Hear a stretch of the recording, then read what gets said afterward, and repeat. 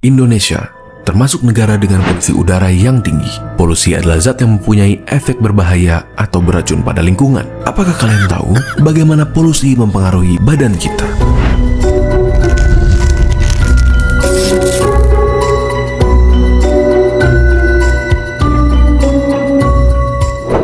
Terdapat dua cara polusi memasuki udara.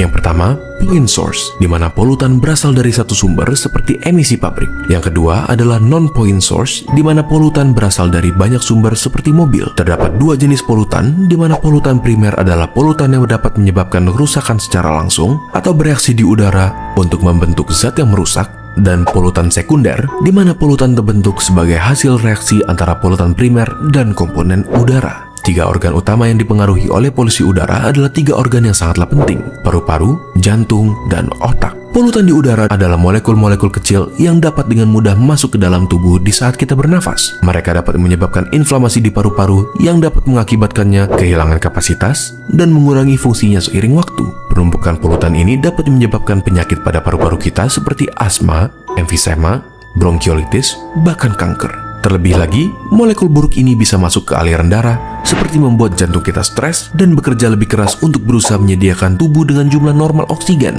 Molekul-molekul ini bisa menyebabkan inflamasi dan konstriksi pada pembuluh darah, yang bisa juga menyebabkan stroke jika pembuluh darah yang terlibat berhubungan dengan otak. Selain itu, molekul-molekul ini bisa memecahkan plak yang sudah terbentuk sebelumnya di pembuluh darah akibat pola makan yang tidak sehat, dan mengakibatkan blokir pada pembuluh yang terlibat. Hal ini dapat menyebabkan kondisi yang mengancam nyawa, seperti serangan jantung maupun stroke.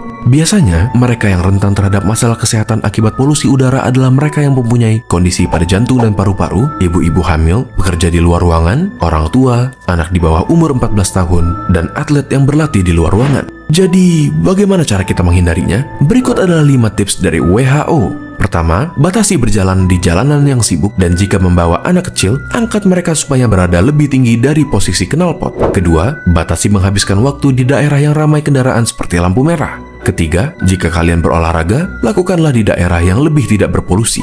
Keempat, batasi penggunaan kendaraan seperti mobil di hari yang berpolusi tinggi. Dan yang terakhir, jangan membakar sampah karena asapnya dapat merusak kesehatan kita.